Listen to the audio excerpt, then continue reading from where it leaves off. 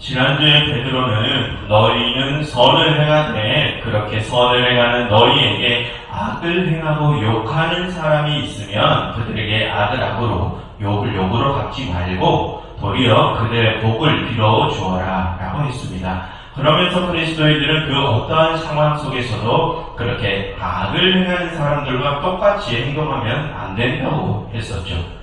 그리스도인들이 그렇게 해야 하는 이유는 우리 그리스도인들은 하나님의 모습을 닮아 거룩하고 의로워야 하기 때문이라고 했습니다. 그래야 우리가 복을 이어받아서 다른 이들에게 또 그 복을 전달할 수 있고 또 우리 개인적으로는 그렇게 우리가 부당한 고난 속에서도 선을 행하며 거룩함을 보여야 마지막 심판 때 우리가 구원을 받게 된다고 했습니다. 그리고 오늘 베드로는 의로운 자들이 그렇게 부당한 고난을 수용해야 하는 또 다른 이유에 대해서 말을 합니다. 먼저 13절을 한번 보실까요? 13절을 보시면 거기서 베드로는 너희가 열심히 선을 행하면 누가 너희를 해하리요? 라고 하죠. 그런데 여러분 지난 2장에서 베드로는 지금 그리스도인들이 선을 행하고도 도리어 악을 행한다고 비방받고 있다고 하지 않았습니까? 그래서 지난주에 베드로는 너희는 선을 행하고 너희가 욕을 먹을지라도 너희는 그들의 복을 빌어주어라 하고 말을 했었죠. 즉 선을 행하고도 비방을 받을 수 있다는 것을 지금까지 베드로는 말해왔습니다. 하지만 지금 베드로는 너희가 열심히 선을 행하면 누가 너희를 해야겠느냐라고 하죠. 그럼 여러분 지금 이 말이 무슨 말일까요? 앞뒤가 안 맞는 말인데 반어법으로 지금 그리스도인들이 선을 행하고도 욕을 먹는 현실을 한탄하는 것일까요? 그것이 아닙니다. 여러분 오늘 본문의 결론인 마지막 17절을 미리 보시면 거기서 베드로는 선을 행함으로 고난을 받는 것이 하나님의 뜻이라고 하죠. 그럼 여러분 그렇게 우리 그리스도인들이 고난을 받더라도 열심히 선을 행하면 누구의 보호하심을 받을 수 있다는 것입니까? 하나님의 보호하심을 받을 수 있죠. 그럼 그렇게 하나님께서 우리를 보호하시는데 누가 우리를 해할 수 있단 말입니까? 지금 베드로는 그 말을 하려는 것입니다. 우리가 열심히 선을 행하면 이 세상 사람들이 우리를 비방해도 하나님께서 우리를 보호하시니 우리에게는 아무런 해가 미치지 않는다는 것입니다. 그런데 여러분 그 말에도 조금 어폐가 있는 것처럼 보이는 것은 지난 2장에서 말한 것처럼 지금 소아시아의 그리스도인들은 선을 행하고도 세상 사람들에게 비방을 받고 있죠. 그런데 어찌 그에 아무런 해를 받지 않는다는 것입니까?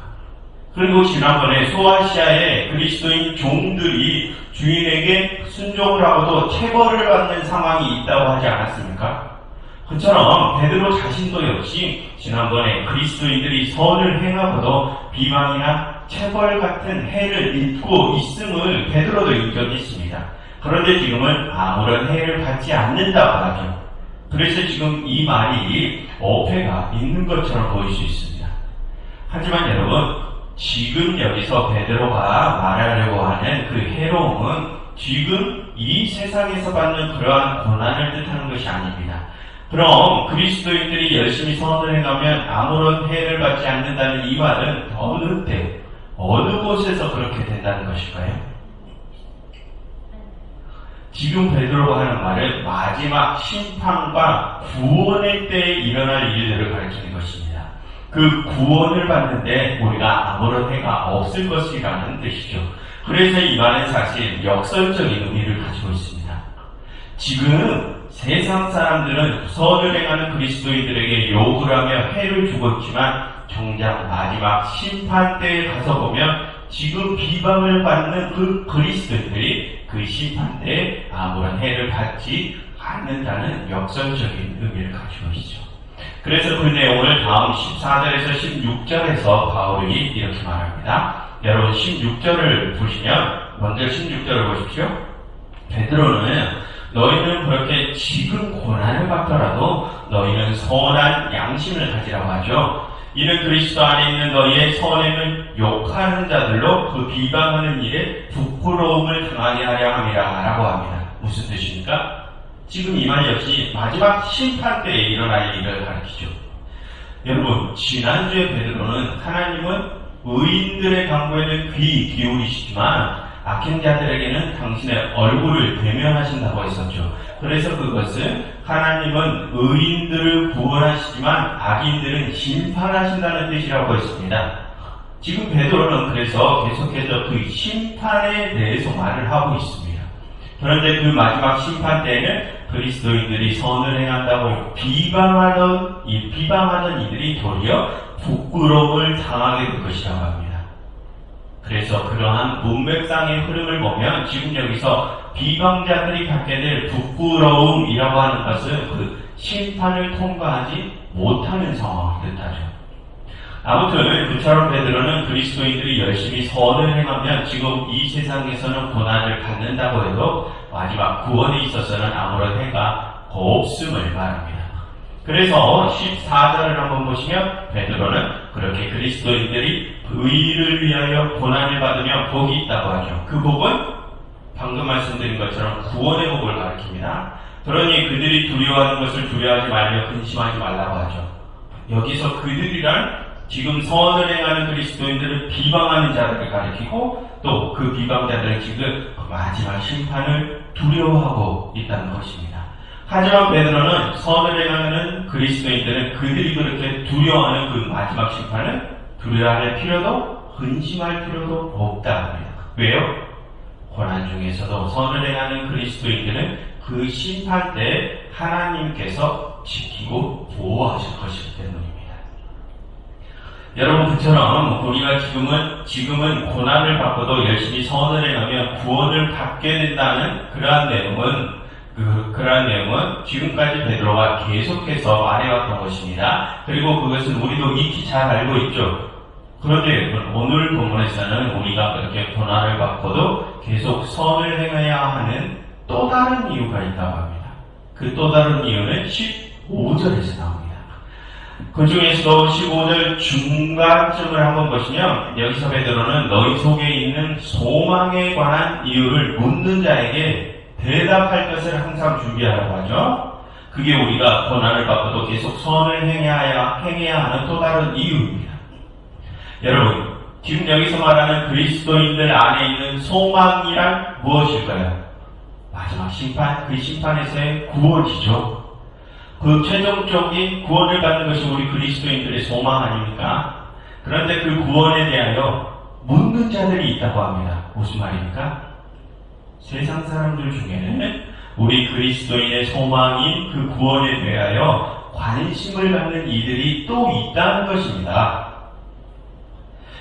여러분, 우리는 주일에 출애굽기를 계속 살펴보고 있죠. 그럼 그 출애굽기에서 어떤 사람이 하나님의 일에 관심을 보인다는 것은 무엇을 의미한다고 했습니까?